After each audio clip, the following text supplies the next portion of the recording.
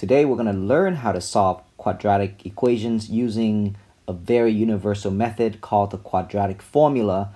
The standard form of a quadratic equation is written in the form of ax squared plus bx plus c equals to 0. That is the standard form. Before we can solve using the quadratic formula, we need to know how to write it in standard form. So we need to get the 2 to be on the same side as the other two terms. So now we have x squared plus 12x plus 2 equal to 0. This equation was not in standard form, but now is in standard form because it is written in ax squared plus bx plus c equals to 0. Okay, very important. It has to equal to 0 to be in standard form. And as you can see, the ax squared plus bx plus c, it's going to be in a decreasing degree. All right. We also prefer the first term to be positive, so make sure that we change the sign if we need to. How do I get this to be in standard form? Well, I have to move, I'll move the 3x and the 4 to the left. Okay, so I am going to subtract like 3x and then finally add 4. So subtract 3x and then add 4. So here is what it's going to look like on the left side. Negative 2x minus 3x plus 4. Over here, the term cancels out, so this equals to 0. So technically, I'm going to have 2x squared minus 3x plus 4 equals to 0. But we do want the first term to be positive. The first term is currently negative, and to get it to be positive, we simply divide both sides by -1. That changes the first term to be positive. All right, so what we reviewed here is we review how to write a quadratic equation in standard form. Okay, very important. Great job. Another thing we're going to review quickly here is solving using the square root method, which is what you learned a few days ago. To solve using the square root method, the first thing we have to do is we have to make sure that, remember there were 3 steps, right? Set y equal to 0, isolate the x squared term, and then square root both sides. So the first step, set y equal to 0. There's no y, so we don't need to do the first step. Second step is to isolate the x squared term. Now, the x squared term in this case is actually the x plus 1 squared term. All right, so we want to isolate that. To isolate that, notice that here I'm going to copy down the problem. Divide by 3, we have x plus 1 squared equals to 4. I have now isolated the x squared term, right? And then the third step is to square root both sides. So I am going to square rooting both sides. Let's copy down the problem once again. And then square rooting both sides means to do this, okay? Don't forget to put a plus and minus before the radical. This gives us x plus 1 because the square and the square root, they cancel out. On the right side, we know the square root of 4 is 2 or minus 2. And then the last thing is we want to solve for x. So therefore, we're going to go ahead and subtract 1 to both sides. And we should end up with x equals to plus 2 or -1 minus 2. Now we all know that -1 plus 2 is 1. And -1 minus 2 is -3. So that would be the solutions to this problem, the one that we work on, 1 and -3, okay, using the square root method. Okay, all right, so I'm not gonna actually go over this one with you. You can try it yourself and see how you did. Okay, great job. Okay, now we are getting to the main point of the day, which is how do I solve a quadratic equation in general. And what I mean by general is using what we call the quadratic formula. This quadratic formula works for any quadratic equation. Okay, all right, so So let me show you the quadratic formula with a very specific problem. So let's say if I want to solve this, okay? One way to solve it is, let's reduce it if we can.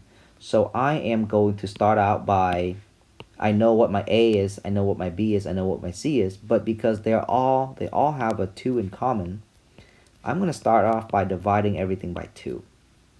Once I divide everything by 2, my equation comes out to be x squared minus 8x, take away 3, right? Because 6 divided by 2 is 3, minus 3 equals to 0. Okay? And what I'm going to do next is I am going to move the number 3 to the right side. So I am going to move, check this out, let me put a box here. So I'm going to move that to the right side. So x squared minus 8x, okay? And then if I move that to the right side, then I now have an empty box because I already moved the 3 away, okay? And then what I'm going to do is I'm going to be creative on what I put in this box now, so that I can factor the left side, okay? So what will I put in here that will allow me to factor the left side really nicely? So what would I put in this box that would be what we would consider to be a perfect trinomial? And it turns out that the number that I want to put in that box is going to be half of the middle number square. So half of the middle number is going to be, so that's how you write half the middle number, right? You divide it by 2. That's how you write half the middle number. And then you're going to square that number. All right. So this allows me to, here, let me simplify this for you. So this becomes x squared minus 8x plus 4 plus 16. How about that? Because that gives you positive negative 4, and then negative 4 squared 16. Now, one thing I forgot to mention is whatever I put in this box, whatever I put in here, I got to put over here so that the equation remains balanced, right? So I put negative 8 over 2 square here, so I should also put negative 8 over 2 square on the right side so that the equation can remain balanced. All right?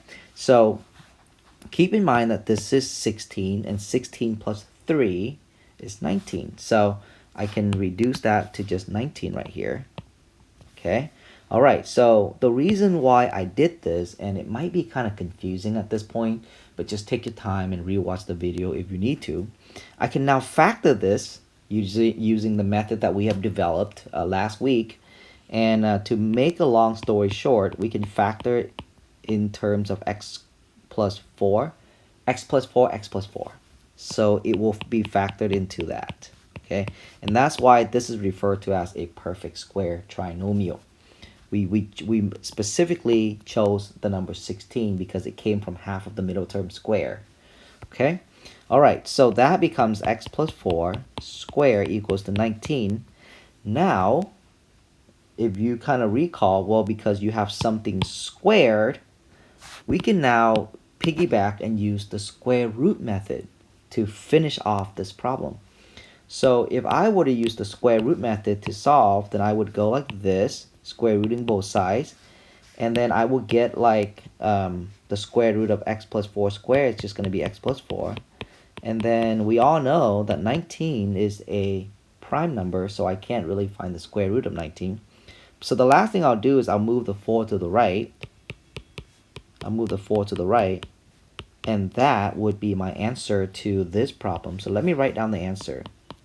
The answer is this. There are 2 answers. Okay? All right. So what I just showed you is called completing the square. And completing the square does take a lot of work, but the benefit of completing the square is every problem, every quadratic equation can be solved using completing the square. Now here's where the good news comes in, okay? Because that looks kind of ugly, right?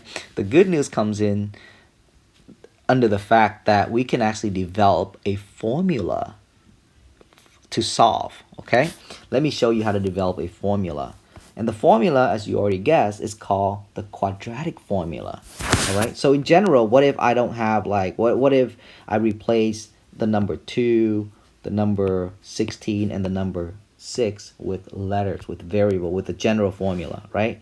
So let's say if I had this, let's see if I can get some room here, guys. Okay, so let me delete this. Okay, so let me get some room here. All right, so I can show you. So let's label this as the quadratic formula. Okay, so I'll start with a very the general standard form, right? That is the general form, as you can see. And notice that the first thing I did here is I divide everything by 2. Okay, so how does that translate to the general form? Well, 2 is really your a. So I'm going to start off by dividing everything by a, as you can see. Okay, and I'm going to simplify this real quick. So this becomes x squared plus b over ax plus c over a equals to 0. Okay, good. And then if you look over here, the next thing I did is I put a box around the c term. And that's what I'm going to do over here. I'll put a box around the c term. Okay, like this.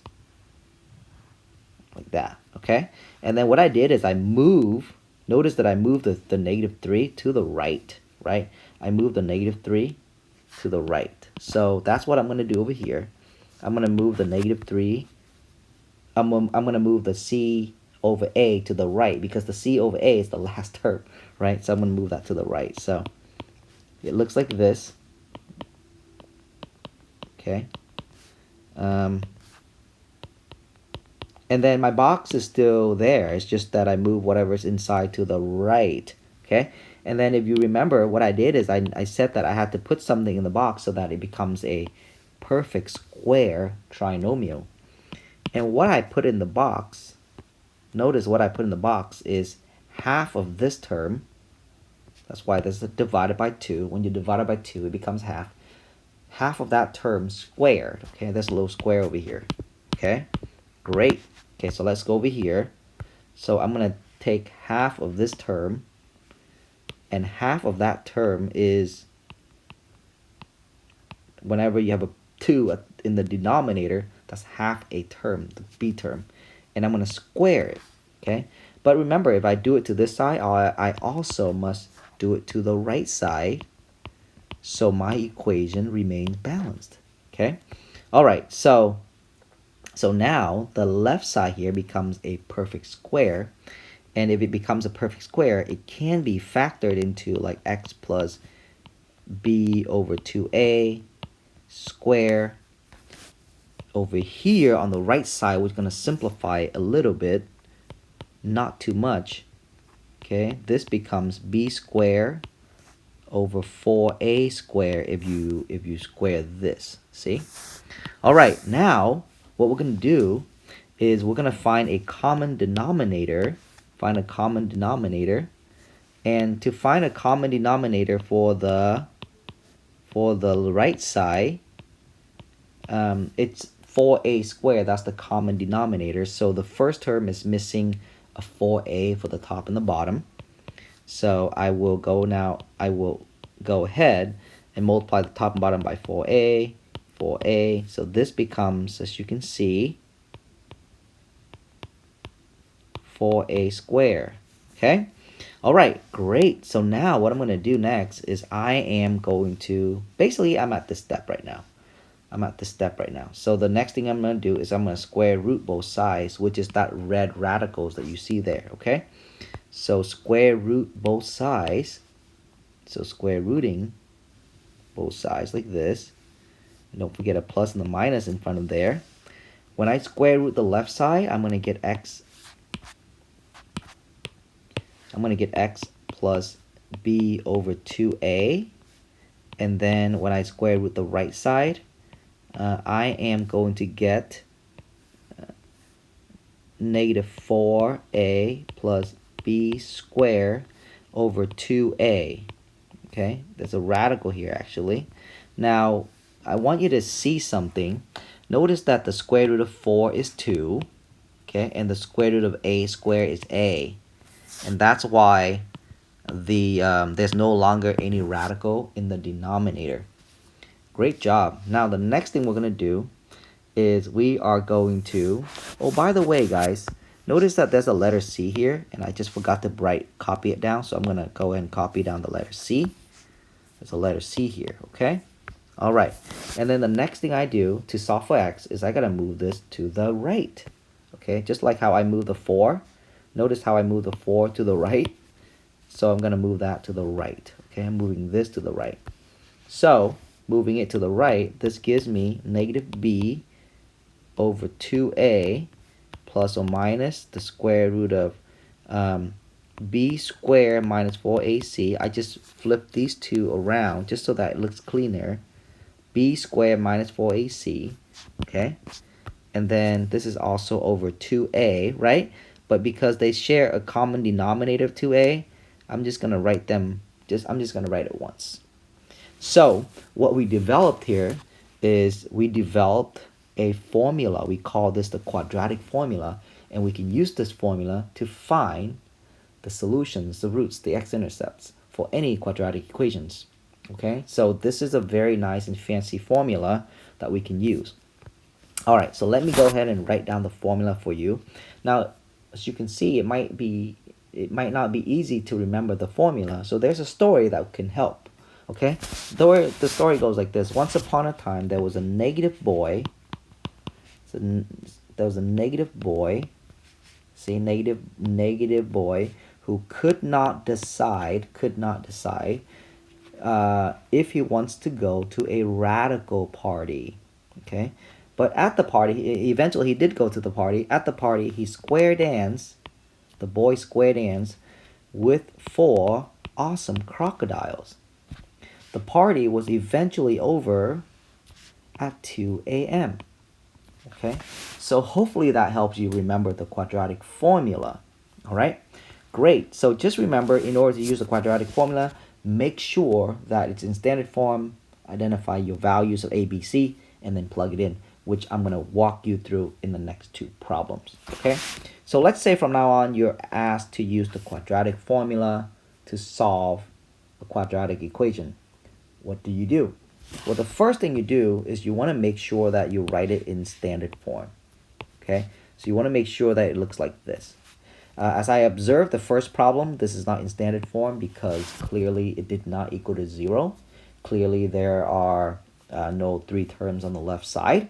So as I begin this problem, I'm going to start by adding 3 to both sides. So now step 1. So step 1, I should get something like 5x squared minus 8x plus 3 equals to 0. So now this problem is in standard form.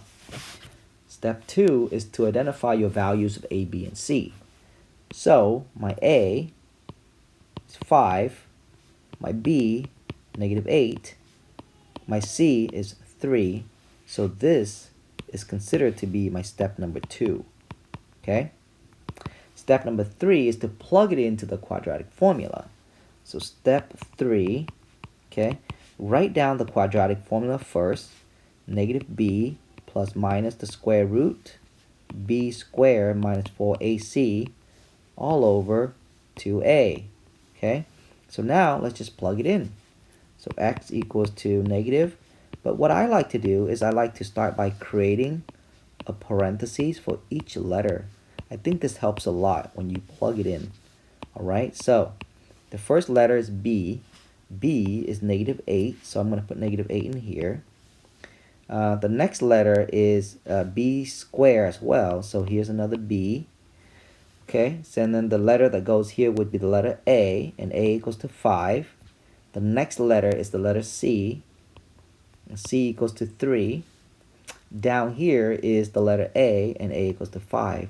So I plug in all the values there. Now I'm just going to simplify it. Okay, start from left to right. Okay, so double negative gives us a positive number.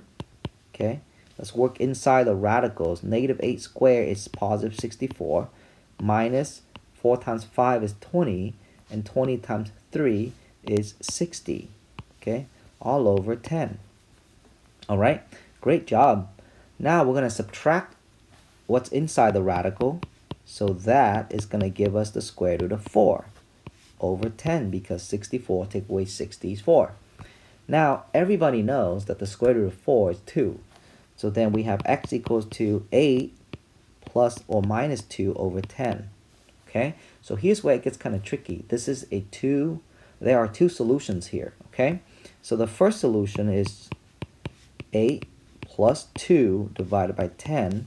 Okay, followed by 8 minus 2 divided by 10 because of the plus and the minus signs. So 8 plus 2 is 10. 10 divided by 10 equals to 1. So that's one of the answers. 8 take away 2 is 6, and 6 over 10 reduces to 3 over 5. So your second solution is going to be 3 over 5, and there you go. Solve using the quadratic formula. It's not the fastest way to solve, but it works every time. Great job. Okay, last problem. X squared plus 4x minus 4. Now this problem is already in standard form, so technically we can skip step 1. Okay, step 2, identify your a value, your b value, and finally your c value. Step 3, plug it into the quadratic formula. So negative b plus minus the square root of b squared minus 4ac all over 2a, right? Start by making a little space for each letter. I always do that because it's helpful and you're less likely to make mistakes the more work you show. Okay, so what's b? B goes in here. Okay, b goes in here. A goes in here. A goes in there. And then finally, C goes in here. That's where the C goes. So plug it in and then simplify. So x equals to negative, so 4, 1, negative 4, and then 1, right? Okay, so what do we have? We have negative 4 plus minus the square root, 16, because 4 squared is 16. There are two minus signs, so that becomes a plus sign. So plus 16 all over 2. Okay, so x equals to negative 4 plus or minus 26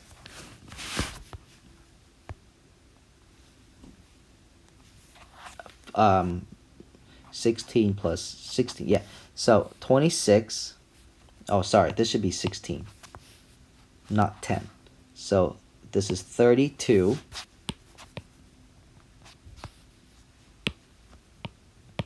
4 squared was 16. For some reason why I wrote 10. But 32 over 2. Okay, so negative 4 plus or minus. Now there are a lot of ways to find the square root of 32. The easiest way to find the square root of 32 is ask yourself, like, what is the largest perfect square that divides into 32?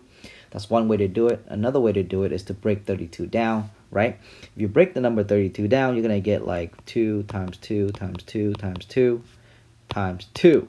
So there are 5 2's, right? For every pair, you can pull out one of the numbers. So there's one pair, there's another pair. So technically, let me write this first. So technically, you can pull it out like this. So I can take out 2 2's. There's 2 circles that I made, so I can take out 2 of those. That leaves me with 1 left. Okay, all over 2. Now check this out. So you have negative 4 plus or minus 4 radical 2 over 2. Okay, so 2 times 2 is 4, and that's where that comes from. Okay, and then we're going to go ahead and remember there are 2 solutions here. So we're going to write x equals to negative 4 negative 4 plus 4 rad 2 over 2. And then the other one that we're going to write is negative 4 minus 4 rad 2 over 2. Now there's one thing that's even better is notice how the top expression has a 2 in common. So technically you can take out a 2. And if you did take out a 2, we'll get something like x equals to negative 2 plus 2 radical 2 for the first solution being simplified. Okay, we can do the same thing for the second solution here. I'm being a little sloppy here, but here, let me write this smaller so that you can see. Okay, so here's our second solution. which is negative 4 minus 4 rad 2 over 2. And I'll show you the clear work here. The top expression has a 2 in common, so, and that 2 is going to cancel out with the 2 at the very bottom, and that leaves us with a second simplified solution, which is just going to be negative 2 minus 2 radical 2. Alright, so solve using the quadratic formula. Great job, guys. I'll see you guys in the next video.